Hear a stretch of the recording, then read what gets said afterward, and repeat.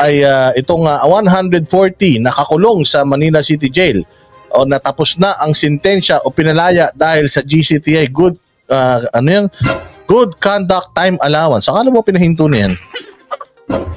But anyways, may 140 daw na mga preso na makakalaya na. Congratulations. Mabuti pa kayo, makakapiling ninyo ang inyong mga mahal sa buhay sa Pasko. Samantalang itong ating journalist na nagtatanong lang sa Kongreso ay mukhang magpapasko, mag-New Year sa kulungan. Ayan. So, congratulations sa mga malaya ngayong Pasko at sorry ka Eric at kay Ma'am Dr. Badoy dahil mukhang tinanggalan nila kayo ng Pasko ngayon 2023. Pamasko sa mahigit 100 nakulong sa Manila City Jail. Pinalaya na sila. Kaya muling nakapiling ang mga mahal sa buhay. Ang masaya nilang mga reunion, tinutukan ni Sevi Castillo. Sa nakalipas na 6 na buwan, laman ng Manila City Jail ang 66 na taong gulang na ina na itatago namin sa pangalang Laila. Nakulong kasi ang anak niya na dinampot ng mga otoridad noong Mayo dahil sa droga. Pinalabas. Ang kaso, droga. Yung pinakulong. Ang kaso, nagtanong. Ang ganda, no? Sa Pilipinas, laya yung mga may kaso ng drugs. Pero sa Pilipinas, yung nagtanong kung saan mo dinala yung pondo, kulong. Agoy! Pakasakit. Yung nakulong po siya, kinakabahan po ako dahil nakulong po siya. Hindi ako makatulog. Pero ngayong hapon, hindi lang basta pagdalaw ang ipinunta ni Nanay Laila sa piitan. Ngayon kasi, ang araw na kanilang pinakahihintay. Sa loob ng Manila City Jail, namumutawi ang mga palamuti ng Kapaskuhan. Dama sa loob ang magkahalong init at pananabik. 2 tauhan ng DJMP ang nagmamadali papunta sa chapel. Patong-patong na papeles ang kanilang buhat-buhat.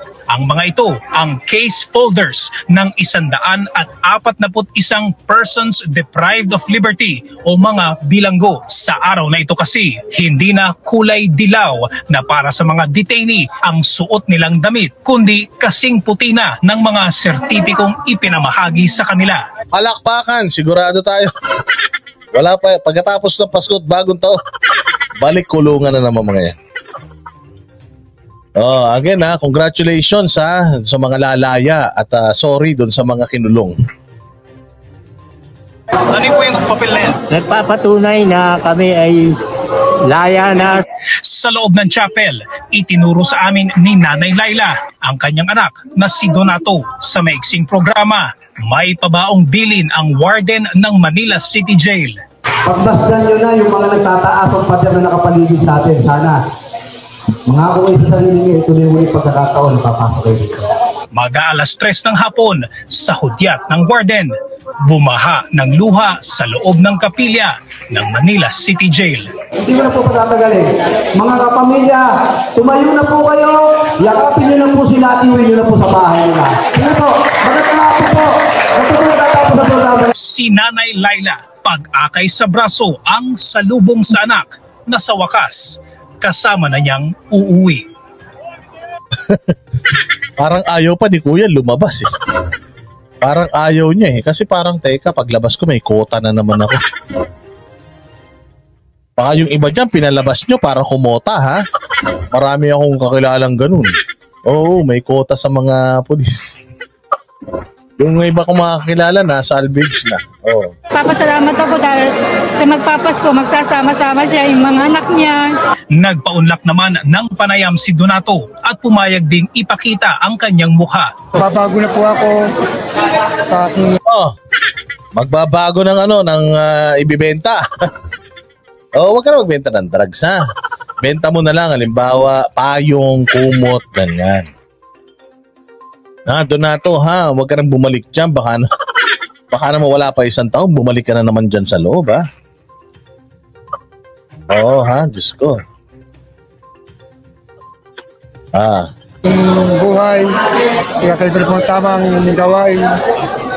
para sa aking pamilya. Agad na prinoseso ang papeles ng mga dating detainee para makauwi na bago matapos ang araw. Sila ang mga nakakumpleto na ng sentensya o hindi kaya ay pinalaya dahil sa good conduct time allowance. Ayan again kasi ganitong sitwasyon sa Manila City Jail or sa any city jail, yung mga ano po dyan, yung mga inmates po dyan, dinidinig pa po yung kanilang mga kaso sa korte. Now, kung halimbawa ang kaso nila ay shoplifting tapos hindi pa napaproseso yung kanilang kaso.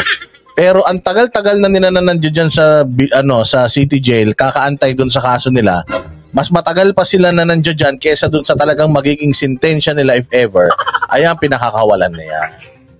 Para na rin silang ng kanilang sentensya. Parang natapos na rin nila yung sentensya nila dahil kung halimbawa 1 year lang yung pagkakulong, 2 years na sila nandiyan, sobra-sobra na. Pwede, meron pa sila ngayong asukle. Ganun O baka naman, sabi nga ni Mikey, magbago lang ng supplier Baka magbago lang ng pesto. Sana magbago na kayo tingnan ninyo ang kainaman. Kayong mga lumabag sa batas, kayo ay nakalaya. Samantalang yung mga hindi naman lumalabag sa batas ay nakukulong Kaya sana lang ay bigyan ninyo ng importansya yung inyong paglaya at sana hindi yan pansamantala. Sana yan ay pangmatagalan. Thank you very much, Joseph Grooms, for your generosity. Thanks for sponsoring tonight's live stream. You're amazing. God bless. Sige, tinan pa natin. Once. Yung pong pagsunod sa mga alituntunin ng piitan, yung pong pag-join na sa mga programa dito po sa atin sa BJMP, ito po ay nagresulta sa pag-award sa kanilang good conduct time allowance. Agad po natin pinareview lahat po ng mga kaso nila and marami po tayong nakita na mga PDL po natin na mga records nila na maaari na pong palayain. Para sa GMA Integrated. And anyways, again, congratulations doon sa ating mga inmates na nakalaya na dahil sila ay mababait. Samantala, sabi nga yung mga may kaso, pinalalabas. Si Leila de Lima nakalaya na, droga din yan. At matatapos na rin yung kaso niyan. Sabi nga ng Department of Justice natin, baka ma-absuelto na talaga yan dahil sa pagre-recant ng kanyang mga testigo sa kanyang kaso. Sino pa ba mga nakalaya? At bukod dyan, mga bossing, si Maria Risa, si Maria Reza, na din, acquit din ngayong taon.